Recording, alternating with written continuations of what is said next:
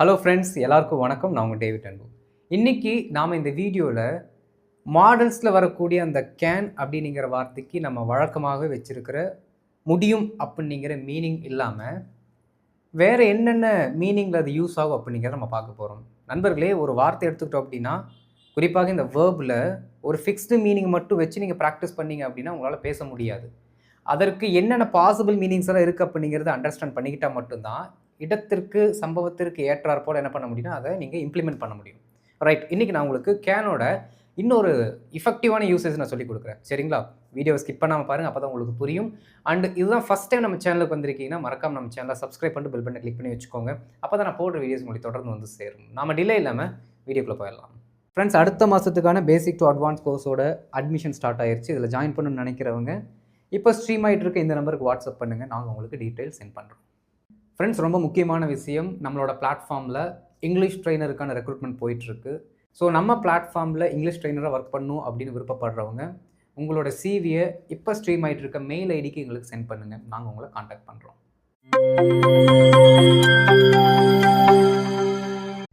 Friends, இந்த can அப்படிங்கிற வார்த்தையை நம்ம வழக்கமாக முடியும் அப்படிங்கிற அர்த்தத்தில் ப்ரெசண்ட்டில் இல்லாட்டி இமீடியட் ஃப்யூச்சருக்கு ஒரு விஷயத்தை சொல்கிறதுக்கு யூஸ் பண்ணிடுவோம் இது வரைக்கும். ஆனால் முதல் முறையாக இந்த கேன் அப்படிங்கிற வார்த்தையை பாஸ்ட்டு கூட நம்ம யூஸ் பண்ண போகிறோம்.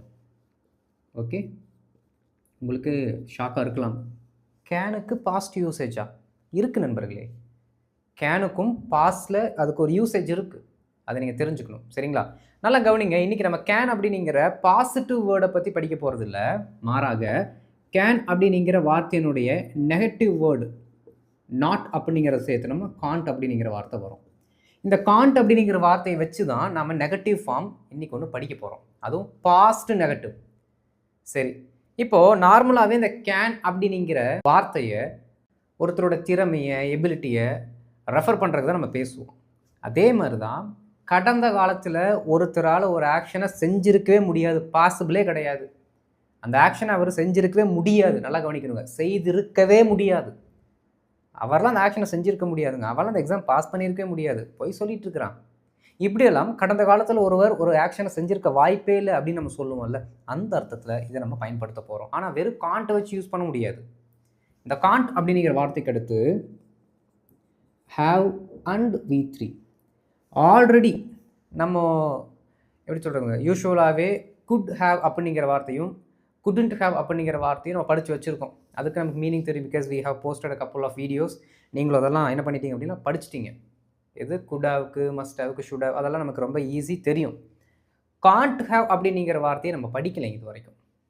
புரியுதுங்களா? இது ஒரு விசித்திரமான ஒரு ஸ்ட்ரக்சர் தான்.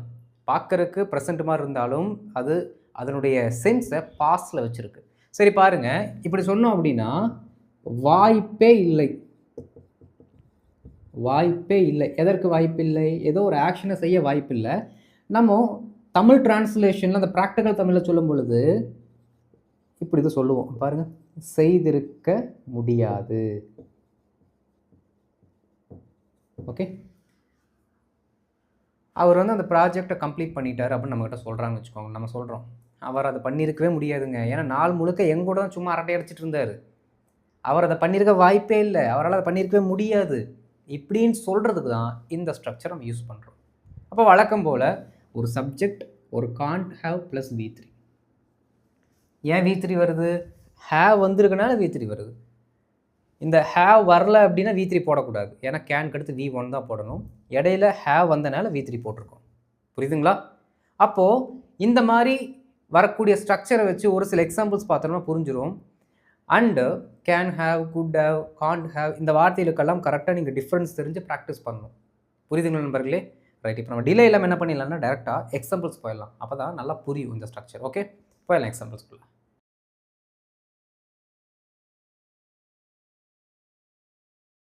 இப்போ ஃபஸ்ட்டு செட் ஆஃப் எக்ஸாம்பிள்ஸ் பாருங்கள். அவங்க ஒரே நாளில் அந்த திட்டத்தை முடிச்சிருக்கவே முடியாது, பாசிபிளே இல்லை, வாய்ப்பே இல்லைங்க, வாய்ப்பே இல்லை, அதெல்லாம் நடக்கிறதுக்கு வாய்ப்பே இல்லை எப்படின்னு சொல்கிறோம் பார்த்தீங்களா? இதற்கு தான் இந்த காண்ட் ஹேவ் அப்படிங்கிற வார்த்தை நம்ம யூஸ் பண்ணுறோம். பாருங்கள், முடியாது, செஞ்சுருக்கவே முடியாது. ஓகே, யாரால்? அவங்களால. அப்போது தே உடனே அந்த ஃபிக்ஸ்டு ஃப்ரேஸை போட்டுருங்க. காண்ட் ஹேவ், ஃபிக்ஸ்டு ஃப்ரேஸ் வந்துடணும். தே காண்ட் ஹேவ், அப்படியே ரிவர்ஸில் வாங்க, முடித்திருக்கவே. அப்போது finished, they Gantt have finished the project,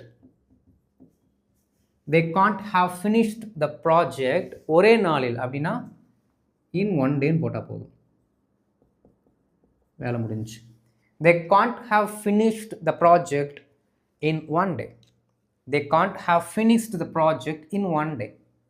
திரும்பி சொல்லுங்க, தே Gantt have finished the project in one day. பொறுமையாக சொல்லுங்கள், அவசரமே வேண்டாம். நான் கேட்டதுமே கடன்னு சொல்லணும்னு அவசியமே கிடையாது. பொறுமையாக உங்களுக்கு என்ன ஸ்பீடு வருமோ அதை ஃபாலோ பண்ணுங்கள். அதுக்கப்புறம் அதை நம்ம என்ன பண்ணிக்கலாம், டெவலப் பண்ணிக்கலாம். ஓகே ரைட், இன்னொருக்கா சொல்லுங்கள் பார்க்கலாம்.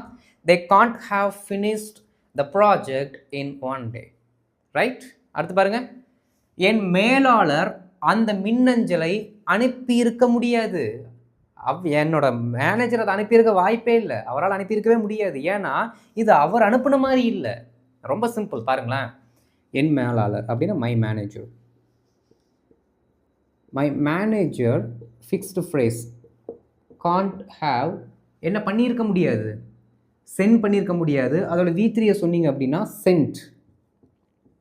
Okay, my manager can't have sent this mail. இந்த மெயில் தானே, அப்போ திஸ் மெயில் பாருங்கள், இந்த மின்னஞ்சல் இருக்குது. ஓகே, திஸ் இமெயில் கூட சொல்லிக்கலாம், தப்பு இல்லை. My manager can't have sent this mail, my manager can't have sent this mail. ஏன்னா இது அவர் அனுப்பியது போல் இல்லை. இதை எப்படி சொல்லலாம்னா இப்படி சொல்லிட்டு போயிடலாம் பாருங்களேன். It doesn't sound like him. It doesn't sound like him அப்படின்னா இது அவர் செஞ்ச மாதிரி இல்லைன்னு அர்த்தம். It doesn't sound like him அப்படியே வார்த்தை டு வார்த்தை டிரான்ஸ்லேட் போட்டு சவுண்டுன்னு சத்தம் தானே அப்படின்னு என்னை கேட்காதீங்க, வராது அப்படி. புரியுதுங்களா? பாருங்கள், it doesn't sound like him, இது அவர் செஞ்ச மாதிரி இல்லை அப்படின்னு அர்த்தம். Okay, my manager can't have sent this mail, my manager can't have sent this mail, it doesn't sound like him. My manager can't have sent this mail because, ஏன்னா because it doesn't sound like him. புரியுதுங்களா? அடுத்து பாருங்கள். பாலன் தேர்வில் தோல்வி அடைந்திருக்க முடியாது. ஐயோ, அவன் எக்ஸாமில் ஃபெயில் ஆகிருக்கிறதுக்கு வாய்ப்பே இல்லை, வாய்ப்பே இல்லை. புரியுதுங்களா? அவன் தோல்வி அடைந்திருக்கவே முடியாது. ஏன்னா அவன் நன்றாக படித்தான், நல்லா படித்தாங்க. Okay, Balan, Balan fixed phrase can't have தோல்வி அடைந்ததுங்களா, அப்போ failed. Okay, Balan can't have failed the exam. Okay, failed in the exam தேவையில்லை, failed the exam சொன்னாலே போதும். Okay, Balan can't have failed the exam, Balan can't have failed the exam ஏனெனில், அப்போ because he நன்றாக படித்தான், studied well, because he studied well. Balan cannot have failed the exam because he studied well. ரொம்ப easy நண்பர்களே. அகிலா தேர்வில் copy அடித்திருக்க முடியாது. இந்த action அவள் செஞ்சிருக்கவே முடியாது, வாய்ப்பே இல்லை, பாசிபிளே இல்லை. ஏன்னா அவள் நேர்மையானவள். ஓகே, பாருங்க, ரொம்ப சிம்பிள். அகிலா இல்லாட்டி கே கூட போட்டுக்கலாம், சரிங்களா? Akila can't have copied in the exam. She is very honest. She is very honest. Agila can't have copied in the exam. Agila can't have copied in the exam because she is very honest. She is very honest. Agila can't have copied in the exam. She is very honest. I can't believe this. இதை என்னால் நம்ப முடியல. புரியுதுங்களா? என்னால் இதை நம்ப முடியாதுன்னே சொல்லலாம் கரெக்டாக. என்னால் இதை நம்ப முடியாது. ஏன் அப்படின்னா Akila can't have copied in the exam, அவளால் பிட் அடிச்சிருக்கவே முடியாது, அந்த மாதிரி ஆள் கிடையாது அவ அப்படின்னு நம்ம சொல்கிறோம். புரியுதுங்களா நண்பர்களே? இன்னும் ஒரு சில எக்ஸாம்பிள்ஸ் பார்க்கலாம்.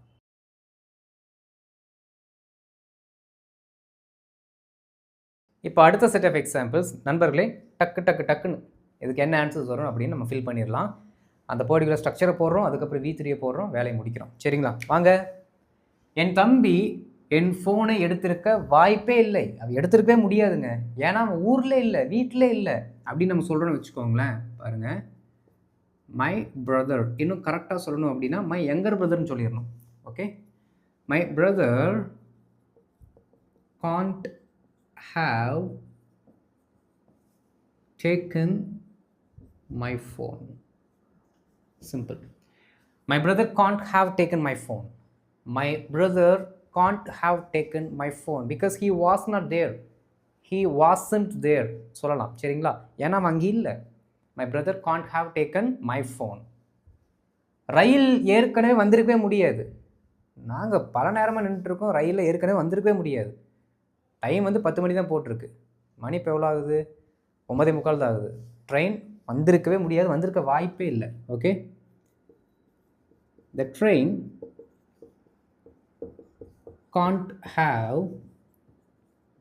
arrived already. நிறைய பேர் இங்கே கம்னு சொல்லுவாங்க. கம் வேண்டாம். ஓகே, ட்ரெயினை பொறுத்த வரைக்கும் அரைவ்ட் அப்படிங்கிற வார்த்தையை யூஸ் பண்ணுங்கள். வந்து சேர்ந்தது அப்படிங்கிற மாதிரி நம்ம யூஸ் பண்ணுவோம். சரிங்களா? பாருங்கள், the train can't have arrived already. The train can't have arrived already. The train can't have arrived already. The train can't have arrived already. ரொம்ப ரொம்ப ஈஸி நண்பர்களே. ஓகே, எங்கள் அம்மா அப்படி சொல்லியிருக்க முடியாதுங்க. எங்கள் அம்மா அப்படி சொல்லியிருக்கிறதுக்கு வாய்ப்பே இல்லை. அப்படி பேசுகிற ஆள் கிடையாதுங்க எங்கள் அம்மா. அப்படி சொல்லியிருக்கவே முடியாது. ஓகே, my mother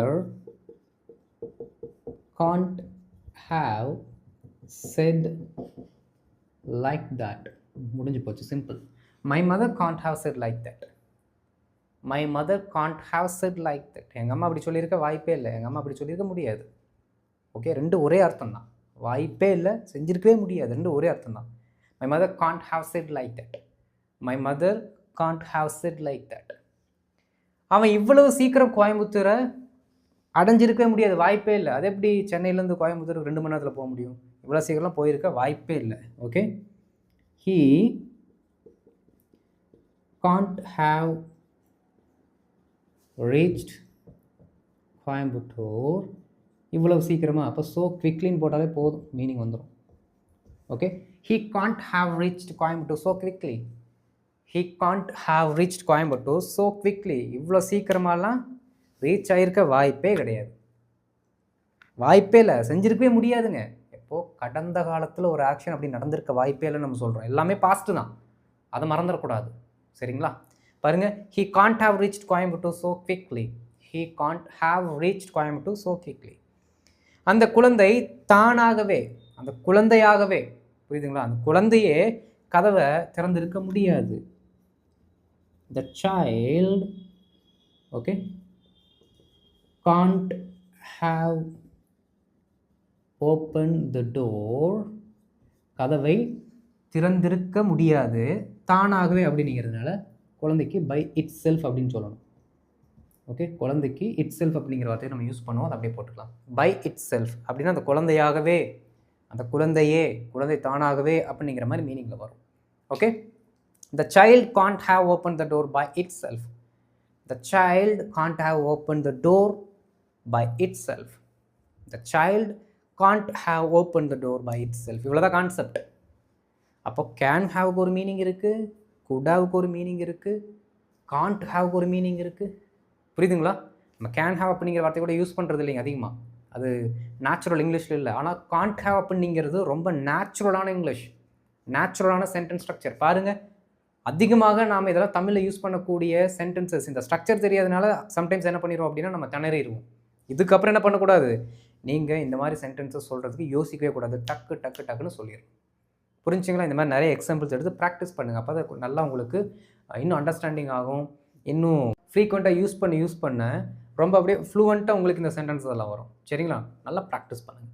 இந்த வீடியோ உங்களுக்கு பிடிச்சிருந்துச்சுன்னா மறக்காமல் லைக் பண்ணிட்டு மற்றவங்க ஷேர் பண்ணுங்கள். அண்ட் இதான் ஃபஸ்ட் டைம் நம்ம சேனலுக்கு வரீங்கன்னா மறக்காமல் நம்ம சேனலை சப்ஸ்கிரைப் பண்ணிட்டு பெல் பட்டன் கிளிக் பண்ணி வச்சுக்கோங்க. அப்போ தான் நான் போடுற வீடியோஸ் உங்களுக்கு தொடர்ந்து வந்து சேரும். நம்ம அடுத்த வீடியோவில் இன்னும் ஒரு முக்கியமான கான்செப்டில் மீட் பண்ணலாம். அது வரைக்கும் இதை நல்லா ப்ராக்டிஸ் பண்ணுங்கள் நண்பர்களே. தேங்க்யூ.